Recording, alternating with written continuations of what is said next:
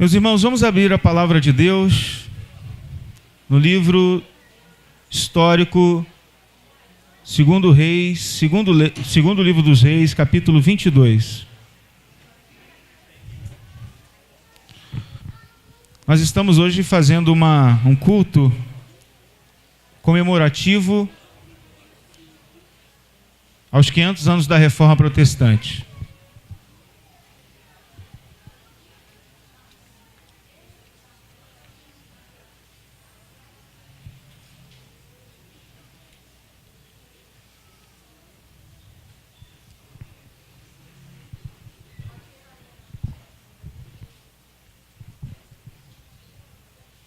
E nós vamos dividir essa palavra hoje em duas partes. Uma parte a gente vai fazer uma abordagem acerca da reforma. No outro momento a gente vai tirar algumas lições deste texto bíblico, na verdade, fazendo uma ponte com aquilo que a gente vai aprender a respeito da reforma nesta noite.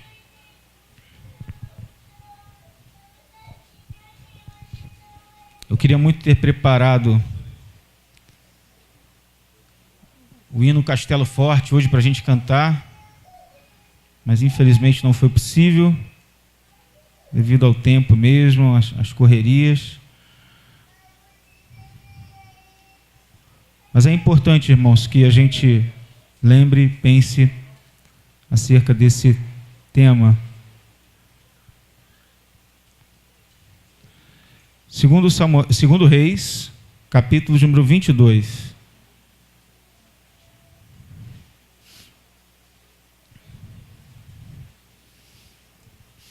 Todos encontraram? Digo amém.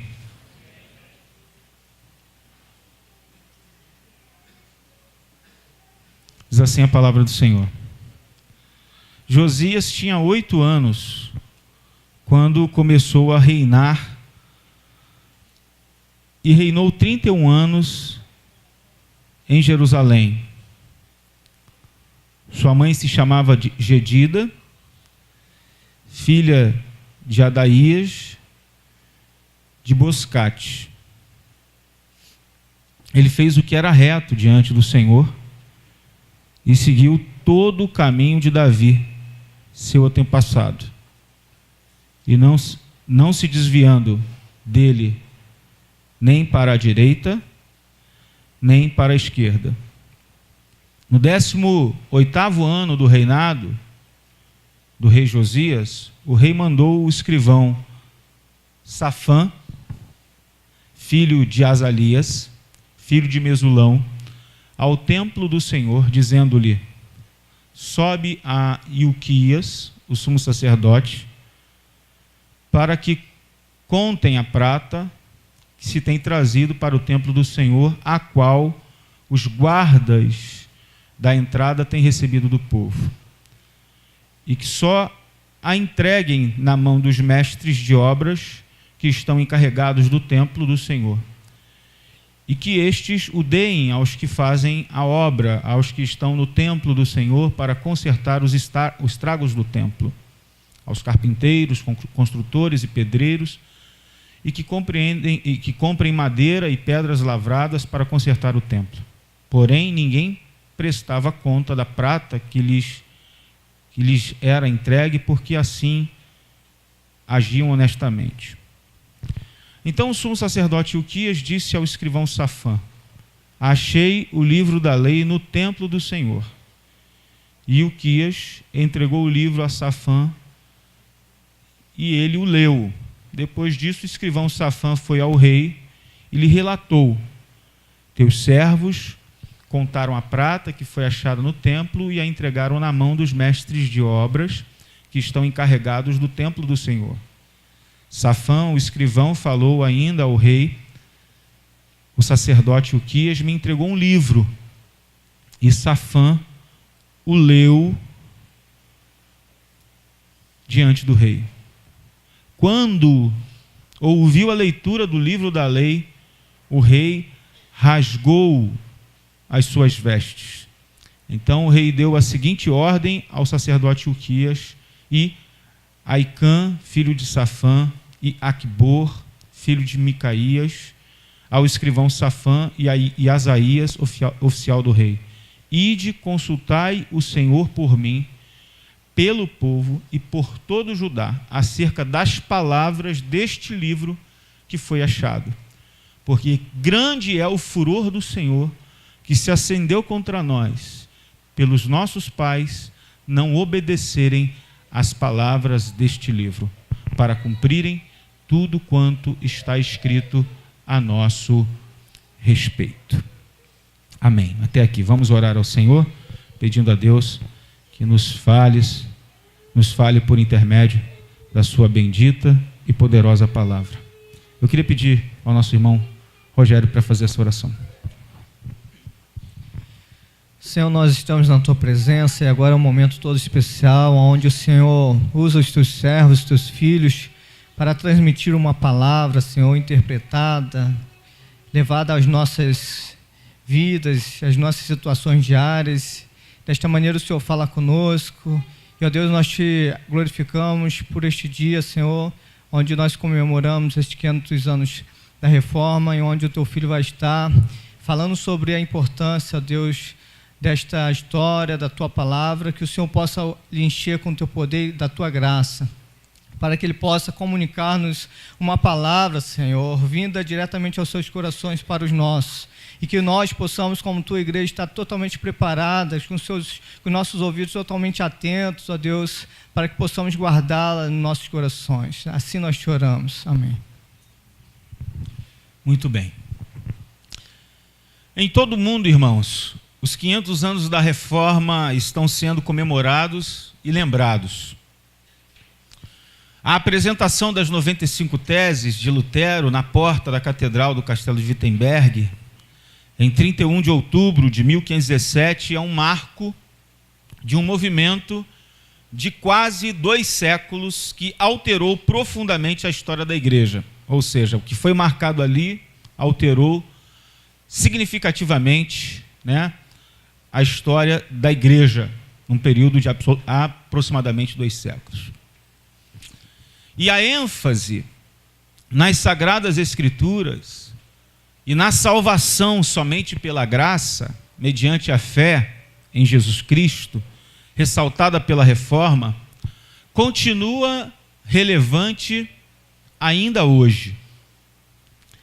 Palestras, pregações sobre a Reforma, na verdade, nessa época visam, pelo menos na minha concepção, visam incentivar indivíduos e igrejas a tirarem um mofo das Escrituras e nos levar também a um comprometimento de um novo tempo, uma nova história, talvez, com as doutrinas redescobertas nessa época. E eu fico a pensar sobre a razão, a importância de nós comemorarmos, de nós lembrarmos sobre essa data, que, na verdade, é na terça-feira que completa 500 anos, 31 de outubro de 1517, 31 de outubro de 2017, 500 anos da Reforma. Por que é importante lembrar? Então, em primeiro lugar, antes de a gente entrar no assunto propriamente dito, a gente precisa dizer algo que possa justificar esta palavra, possa justificar esta comemoração hoje aqui. A gente precisa lembrar da Reforma, comemorar a Reforma, para torná-la mais conhecida. Há um sem número de crentes hoje, nascidos no contexto de grupos denominacionais, que se desenvolveram fora desta herança, que não tem ideia do que a Reforma significou para a história do cristianismo e por isso não reconhece o seu legado. Por isso é importante a gente lembrar, pensar, comemorar essa data. Em segundo lugar, a gente tem que comemorar para agradecer a Deus, porque a Reforma foi um movimento levantado por Deus, e realizado por homens e mulheres, testemunhas, fracas, falhas, frágeis como nós, mas que defenderam corajosamente a verdade da graça de Deus. Não podemos nos conformar com uma amnésia histórica tão em moda hoje. A gente precisa lembrar desta data. E por isso a gente está aqui, para agradecer a Deus por este acontecimento. Em terceiro lugar, o terceiro motivo seria para a gente reconhecer o impacto que esse movimento causou e também os seus percalços. As consequências da reforma, reconhecidamente, extrapolam o mundo protestante. Se a gente for ver na história, muitas contribuições a reforma protestante trouxe nas mais diversas áreas, como por exemplo a política, a educação, a ciência social, a justiça social e etc. Então nós precisamos lembrar da reforma porque a reforma trouxe muito impacto, a gente precisa reconhecer isso.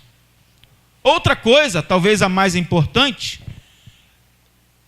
é que nós precisamos voltar aos princípios da reforma. Por isso que é importante a gente lembrar e comemorar a reforma. Não se trata apenas de recordar a história, mas de retornar aos princípios básicos da fé ensinados ali na reforma, que a gente precisa trazer para a nossa realidade hoje e aplicá-los à nossa vida. E por último, que é uma consequência desse penúltimo, nós precisamos lembrar da reforma e comemorá-la para fortalecer a nossa identidade cristã. Neste tempo de fluidez, nesse tempo de relativização de conceitos, nós precisamos urgentemente renovar e fortalecer a nossa identidade evangélica, perdida há muito tempo. Então nós precisamos, irmãos, extirpar qualquer ideia de que a reforma foi apenas uma reação negativa a um problema pontual, puramente histórico, de modo que estudá-lo não seria tão relevante, lembrá-lo não seria tão legal para a gente evangélico hoje. Não, na verdade, quanto mais perto nós observarmos, mais claro se tornará que a reforma não foi principalmente um movimento reativo e negativo, mas sim que a reforma foi, antes de tudo, um movimento positivo, um mover-se em direção ao tesouro mais importante das Escrituras Sagradas. Qual é o tesouro mais importante da Bíblia, gente? É a história da Bíblia, é a história de Deus, que é o Evangelho. E mover-se em direção ao Evangelho significa descobrir o cristianismo original, o cristianismo bíblico, o cristianismo apostólico, que àquela altura estava esquecido, estava perdido, estava enterrado debaixo de séculos de tradicionalismo religioso, pautado em doutrinas humanas. E é isso que mantém acesa a chama da reforma hoje, validando o seu legado para cada um de nós, particularmente para as igrejas também que nós representamos. Então a igreja reformada deve estar sempre se reformando, isto é, chegando cada vez mais perto do evangelho bíblico, porque a reforma não descobre a Bíblia, a reforma descobre o evangelho. A reforma retorna ao evangelho. E é bom a gente lembrar a frase latina reformada por inteira, porque a frase diz assim: Ecclesia reformata et semper reformanda secundum verbum Dei. O que significa? A igreja reformada sempre se reformando segundo a palavra de Deus. Muitos de nós esquecemos essa última parte da frase. Então a reforma, ela não pode acabar. A reforma, ela tem que ser uma bandeira evangélica carregada com humildade e com firmeza. Por quê? Porque a reforma é, antes de qualquer coisa, um retorno ao evangelho.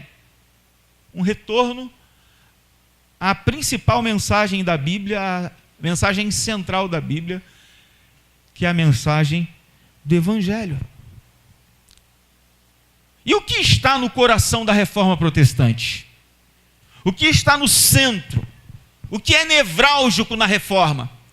A partir do momento que Lutero compreendeu Romanos capítulo 1, que a justiça de Deus é uma dádiva totalmente merecida, ele percebeu que essa era a verdade mais importante do mundo.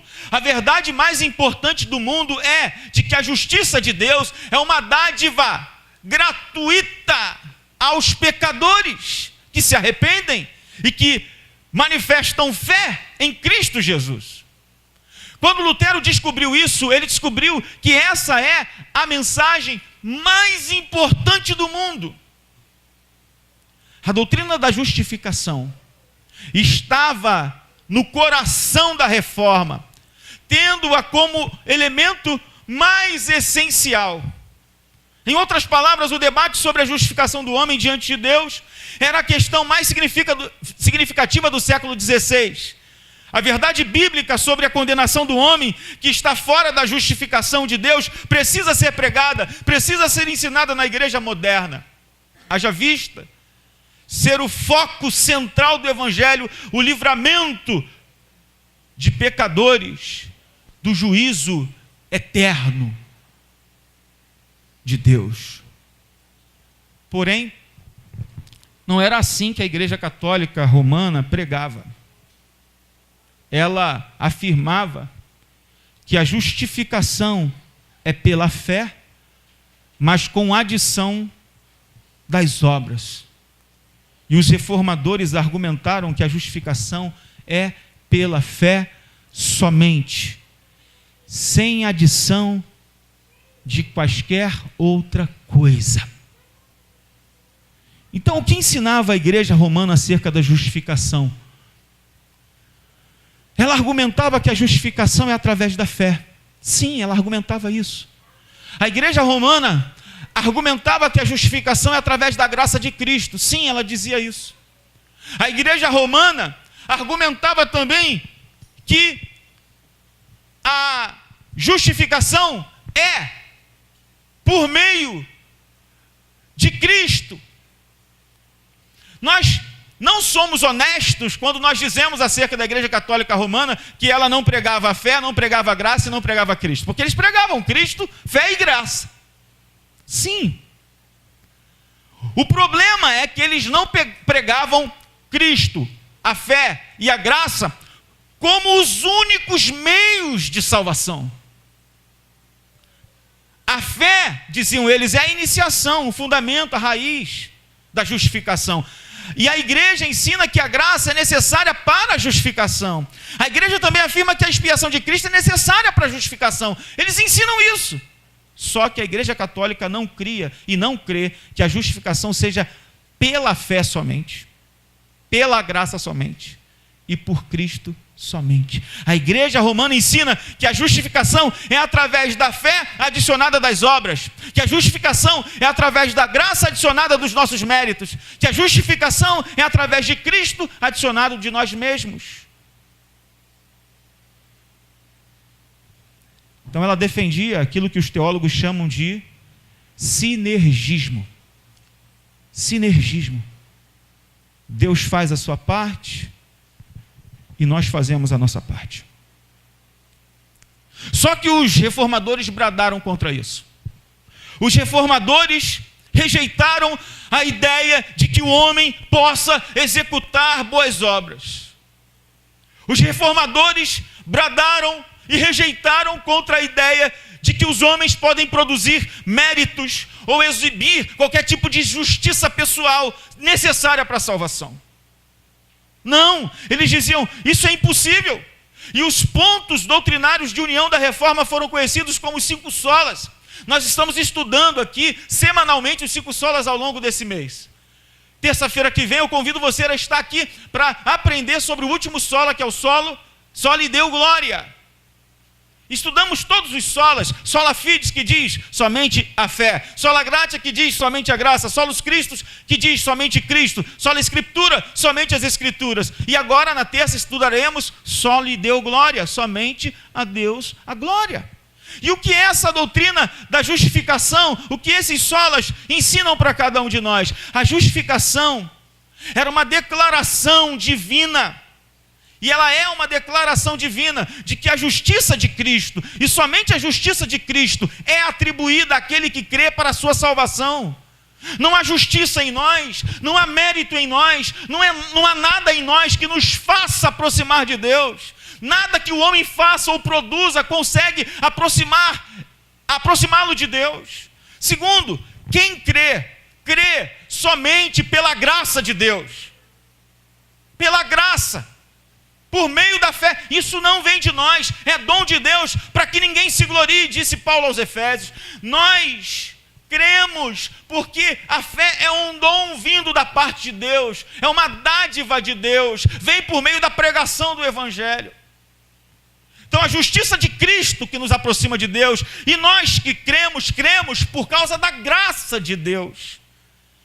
Porque a justificação é pela fé, somente pela fé em Cristo, somente crendo em Cristo, nós conseguimos nos aproximar de Deus. Depois você vai aprender a respeito das Escrituras, que é a base segura de toda a nossa fé. É de onde provém todas as coisas para nós. Porque é através da Bíblia que conhecemos acerca de Jesus. É através da Bíblia que conhecemos acerca do Deus Criador. É através da Bíblia que nós conhecemos acerca da queda. É através da Bíblia que nós conhecemos acerca daquele que Deus enviou para nos salvar. É através da Bíblia que conhecemos acerca da redenção e da glorificação final. De que Jesus há de voltar para buscar o seu povo e levá-los para um lugar onde não haverá mais dor, nem morte, nem sofrimento. As Escrituras somente são a base segura da nossa fé. E por isso, porque nós dependemos só de Cristo, dependemos só da graça, dependemos só da fé e dependemos só das Escrituras, toda a glória é dada ao nosso Deus. Nada ao ser humano, tudo a Deus.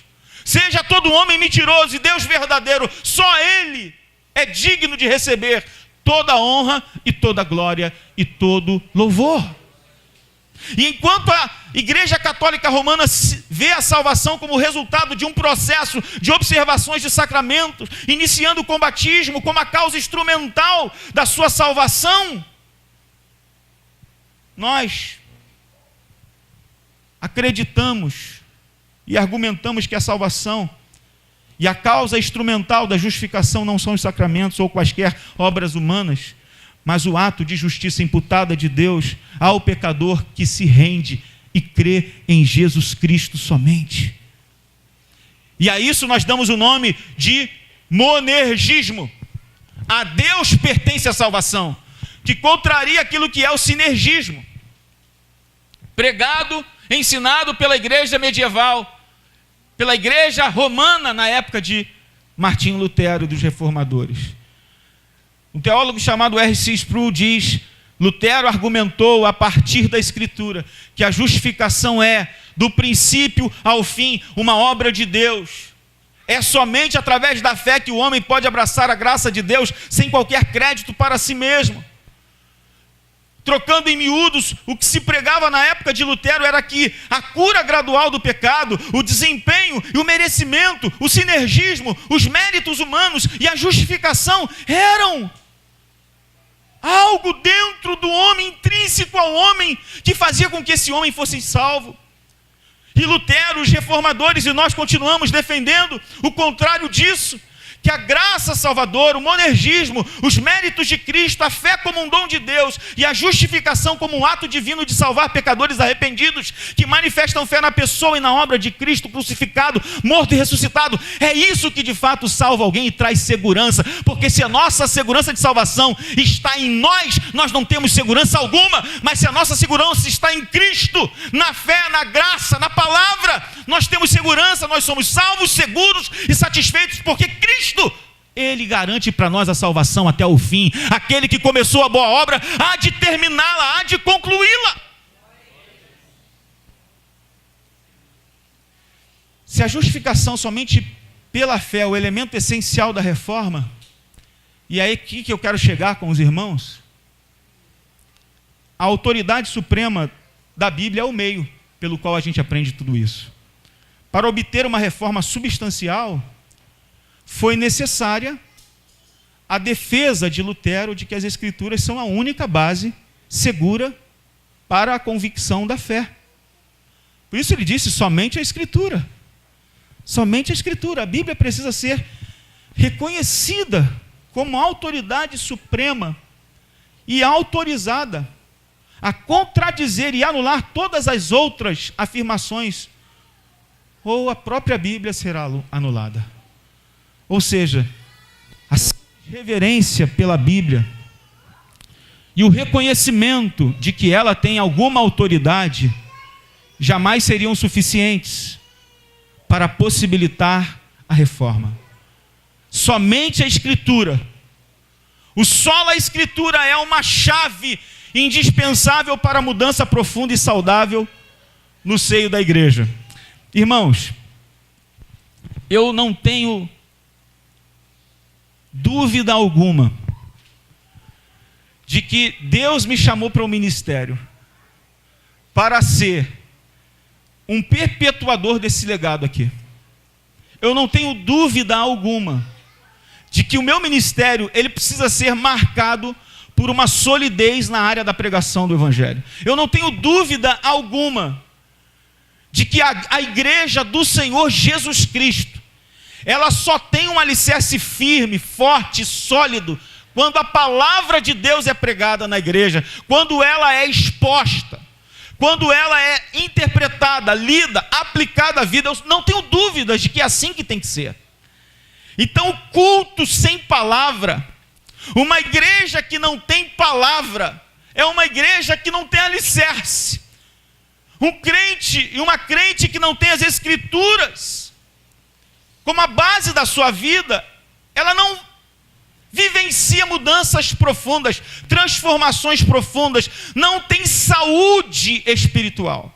Por isso nós temos que insistir em pregar, em ensinar, em proclamar a palavra de Deus, o Evangelho. Doe quem doer, custe o que custar, goste ou não goste, nós temos que pregar o Evangelho.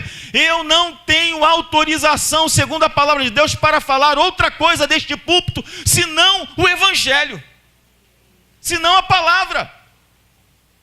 Se eu falar palavras humanas, se eu contar uma história, se eu contar uma piada, você sairá daqui rindo, até sorridente, sabe, entretido, porém não haverá transformação, porque o Evangelho é a mensagem que transforma. Nós fomos chamados para fazer discípulos de Jesus por meio do Evangelho, e fazer discípulos de Jesus por meio do Evangelho é confrontar pessoas, porque se Deus nos ama, Ele nos ama, mas Ele não quer deixar a gente da mesma forma que nós estamos. Então vem a palavra de Deus querendo transformar a gente, simplesmente a imagem de Jesus. Você sabe o que significa ser a imagem de Jesus?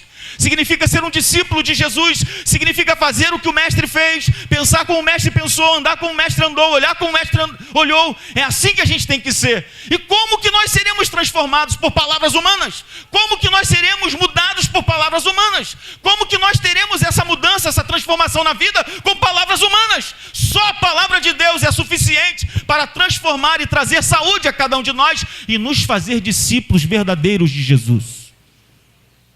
Por isso eu estou comprometido em pregar expositivamente. Por isso eu estou comprometido em pregar a Bíblia. Sabe por quê? Eu tenho aprendido que não existe reforma sem a palavra de Deus. Eu tenho aprendido na história e na Bíblia que não existe reforma sem palavra. Toda reforma é um retorno ao projeto original de Deus. Deus quer restaurar seu povo, trazendo-o novamente para o plano estabelecido que Ele tem em sua palavra. E eu vou dizer uma coisa para os irmãos. Ouçam bem o que eu vou dizer. Deus é o dono dessa obra aqui. Deus é o dono das suas vidas, das nossas vidas. Deus é o nosso dono, Ele é o engenheiro. Nós somos o templo do Espírito, Ele está nos construindo, Ele está edificando esta igreja. Você tem dúvida disso?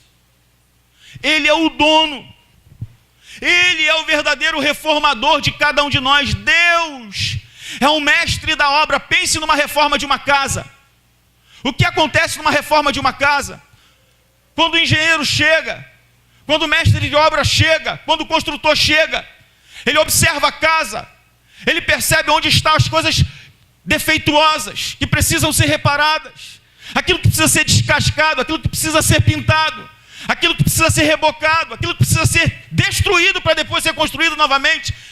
O mestre da obra faz assim, e ele sabe exatamente o ponto em que nós precisamos ser reformados. Ele sabe exatamente o ponto onde nós precisamos ser tocados. Ele conhece cada um de nós, e por conhecer cada um de nós e ser um engenheiro, ser o mestre da obra, ele fará do jeito que ele quer.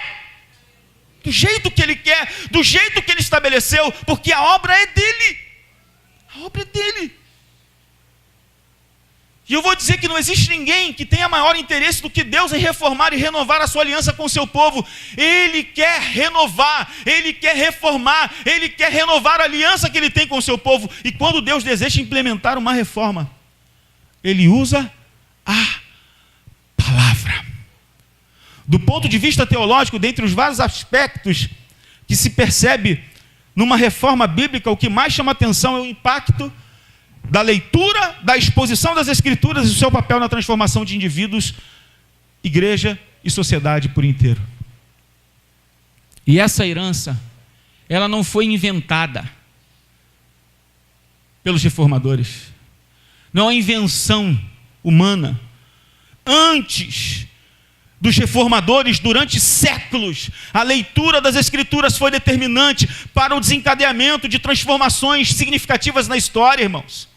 E ainda antes da era da igreja, encontramos na própria Bíblia relatos de como a manifestação da palavra de Deus provocou mudanças e reformas importantes. Querem ver um exemplo? Preste atenção. Por exemplo, no período dos patriarcas, no período da lei, Deus enviando a sua palavra aos patriarcas, Deus enviando a sua palavra a Moisés, Deus orientando, dirigindo o povo, e a palavra de Deus que era capaz de trazer o povo para o eixo, para o equilíbrio, para o relacionamento como Deus quer. No período dos juízes, na época que Deus chama Samuel, a palavra de Deus era uma coisa rara, diz a Bíblia Sagrada. Não havia visões, as visões não eram frequentes, a palavra de Deus era algo como uma pedra preciosa que se procurava, como ouro que se procurava e não conseguia ser encontrado. O período era difícil, catastrófico, caótico, que retrata uma situação religiosa do povo de Israel por volta do ano de 1050 a.C., de uma forma completamente caótica.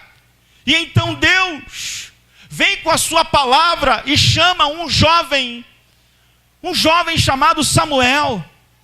O sacerdote Eli, ele não cumpria dignamente a sua função, seus filhos o desonravam, porque a palavra era rara naqueles dias.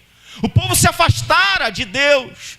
Tudo indica que aquele vício que havia no tempo dos juízes, do período dos juízes, não tinha perspectiva de se encerrar.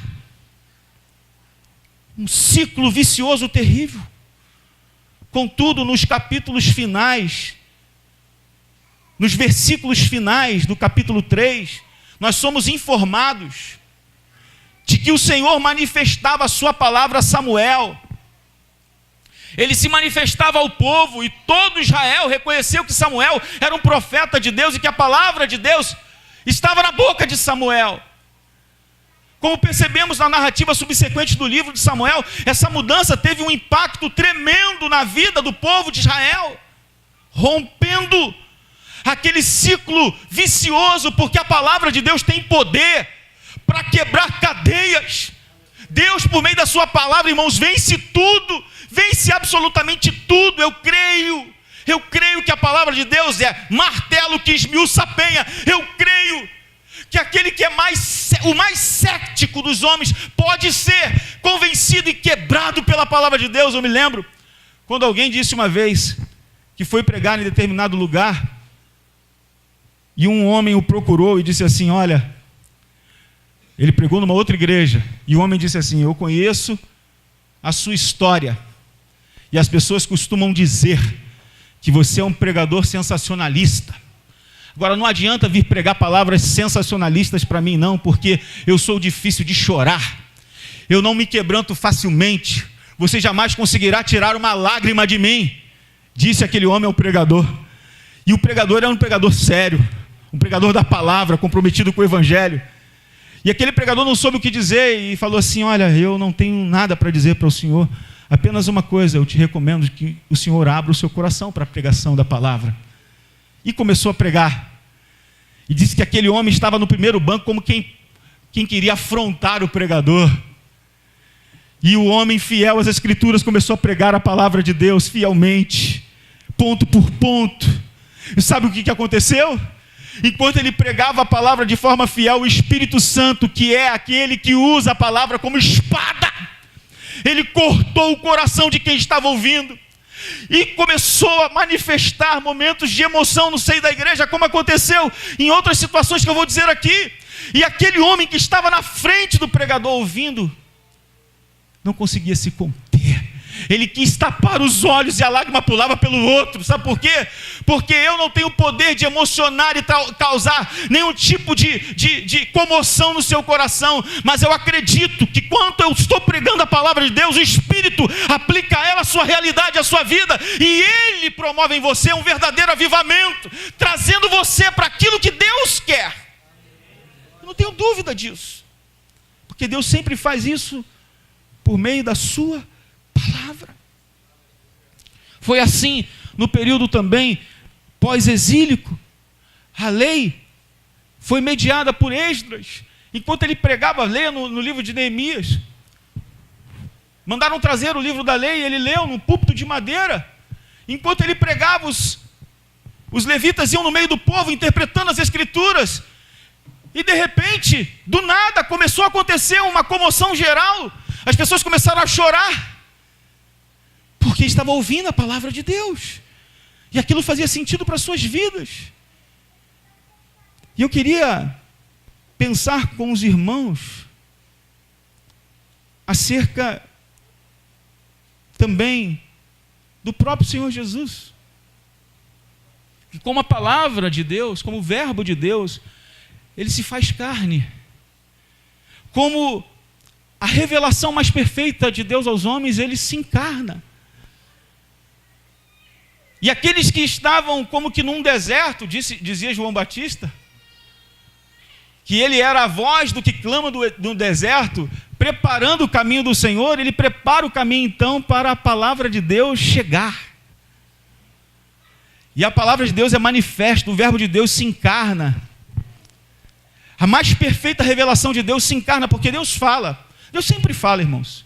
Deus fala por meio das circunstâncias, Deus fala na nossa própria consciência, Deus fala na natureza, Deus fala pela sua palavra escrita, verbal, mas Ele também fala por meio do seu Filho.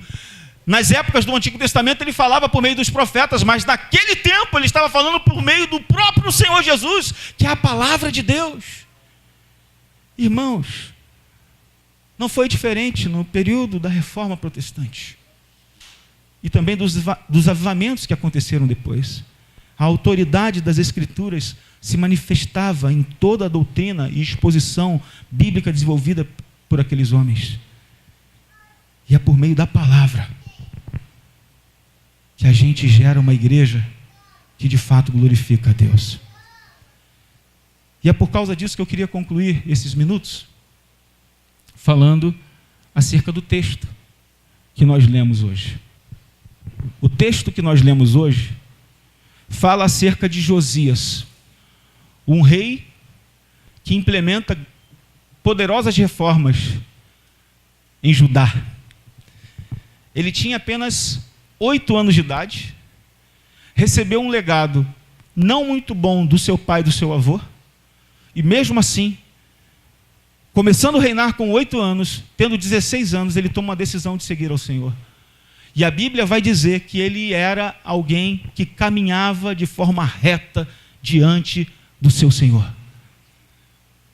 E quando ele fez 26 anos, quando ele fez aniversário de 26 anos, a Bíblia diz que ele teve uma grande descoberta do seu reinado.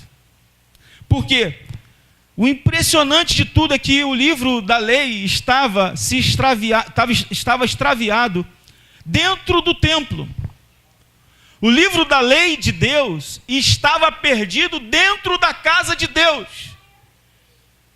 E a Bíblia diz que ele envia homens para poder fazer a reforma no templo, reforma física, no templo físico, reboco, consertar parede, exatamente isso.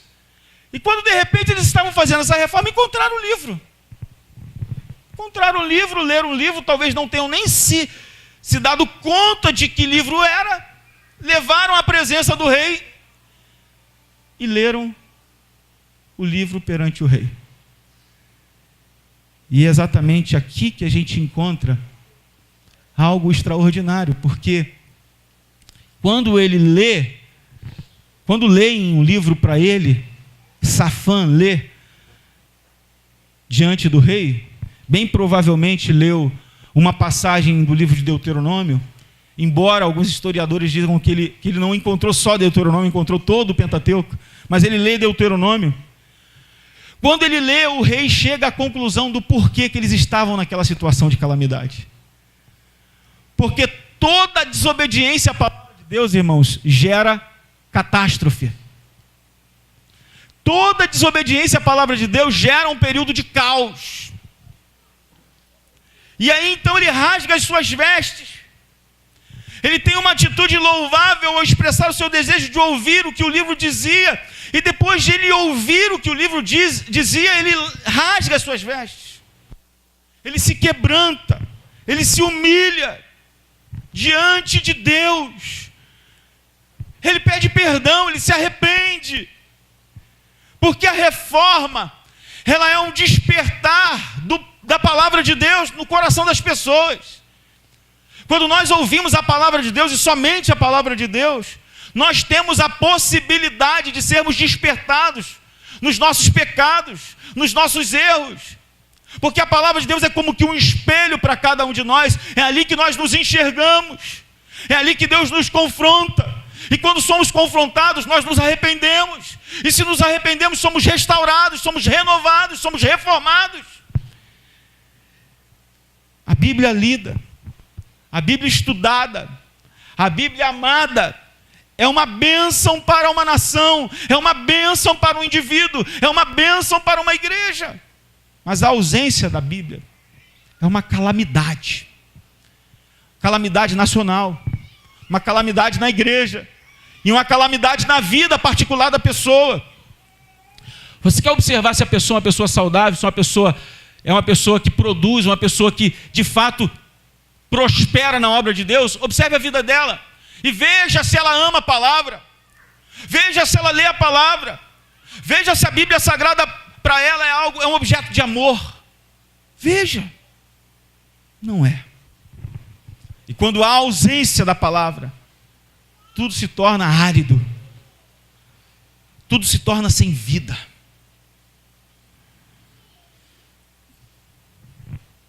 Interessante que por mais de meio século a influência da idolatria em seus aspectos mais grosseiros reinou sobre Judá.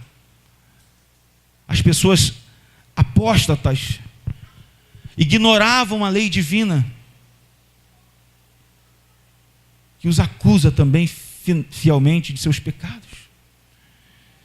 Mas quando a Bíblia ela é encontrada nos escombros do templo, quando ela é lida, quando ela é estudada, quando ela é amada, ela é a bênção de uma nação.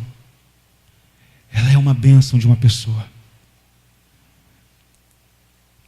Eu queria então fechar com você essa mensagem, mostrando para você isso. Quando a palavra de Deus é negligenciada, quando a palavra de Deus é esquecida, ela gera calamidade.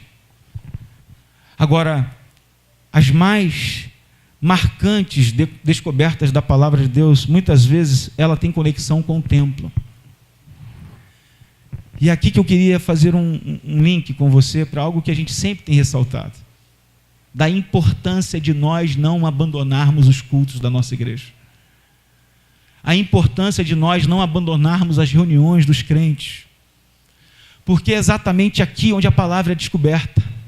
É exatamente aqui onde a gente é despertado pela palavra. A maioria das vezes, na Bíblia, as descobertas da palavra de Deus são, de fato, uma realidade na conexão com o templo.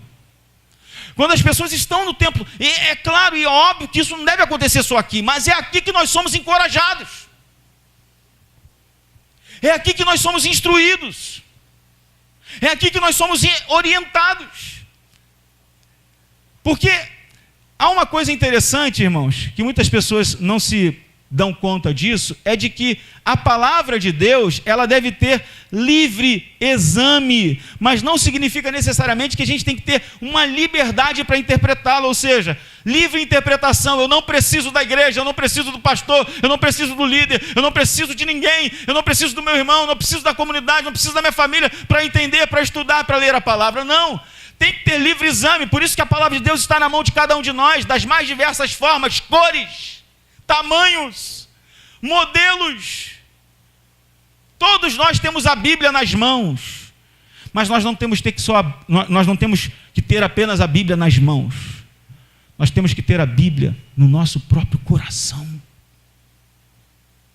A nossa vida deve refletir a palavra de Deus. E isso é diferente de termos a Bíblia nas mãos. Outra coisa que eu quero ressaltar é que as declarações da palavra de Deus despertam o mais profundo interesse e preocupação para reformar as coisas. É pela palavra que nós recebemos o interesse, a motivação para a reforma. Não tem como a gente ser um reformador sem as Escrituras. E por último, que a mente despertada pela palavra de Deus, ela é encorajada a realizar trabalhos difíceis, mas que com certeza são duradouros. Você imagina como foi difícil para Lutero? Imagina como foi difícil para Josias, que não teve uma herança, mas que se apegou às Escrituras, se apegou à palavra. A gente precisa ser assim, irmãos. Nós precisamos nos apegar à palavra, ser despertado por ela, ser encorajado por ela a realizar trabalhos maravilhosos, ainda que difíceis, na garantia de que o Senhor mesmo fará aquele trabalho dar certo. Eu queria concluir lendo a declaração da Bíblia dos Gideões, algo que eu sempre faço quando eu falo sobre as Escrituras. Quando eu me deparei com esse livrinho azulzinho, alguém já viu esse livrinho azulzinho? Alguns branquinhos. Aqui a gente tem na igreja alguns branquinhos, né? Branquinhos que são dados para os médicos, azulzinhos que são dados nas escolas, cinza que são dados em outros estabelecimentos, né? Empresas e tudo mais. Os Gideões que entregam aqueles Novos Testamentos pequenininhos assim. Tem algum Gideão aqui, não? Na primeira página daquela biblinha do Novo Testamento, encontra-se ali uma folha com a introdução das Escrituras, dizendo o que a Bíblia é, o que ela contém. Eu acho maravilhosa aquela declaração, eu queria repeti-la aqui, para concluir aquilo que a gente tem para essa noite, que a gente comemora a Reforma Protestante. O texto diz assim: a Bíblia contém a mente de Deus, a condição do homem, o caminho da salvação, a condenação dos pecadores e a felicidade dos cristãos. Suas doutrinas são santas, seus preceitos são justos, suas histórias verdadeiras e suas decisões imutáveis. Leia-a para ser sábio, creia nela para estar seguro e pratique-a para ser santo. Ela contém luz para dirigi-lo, alimento para sustê-lo e consolo para animá-lo. É o mapa do viajante, o cajado do peregrino, a bússola do piloto, a espada do soldado e o mapa do cristão. Por ela, o paraíso é restaurado, os céus abertos e as portas do inferno descobertas. Cristo é o seu grande tema, nosso bem, o seu intento, e a glória de Deus, a sua finalidade. Deve encher a mente, governar o coração e guiar os pés. Leia lenta e frequentemente em oração. É uma mina de riqueza, um paraíso de glória, um rio de prazer. É-lhe dada em vida, será aberta no dia do julgamento e lembrada para sempre. Ela envolve a mais alta responsabilidade, recompensará o mais árduo labor e condenará a todos quantos menosprezam seu sagrado conteúdo. Viva a reforma, viva a palavra de Deus, e que nós possamos nos lembrar sempre e comemorar sempre esse grande movimento que nos diz respeito, porque nós somos fruto, herdeiros da reforma protestante. Vamos aplaudir ao Senhor pela reforma protestante, pelo Deus da reforma, pelo Senhor da reforma, pela palavra que é o meio da reforma. Fiquemos de pé, meus irmãos.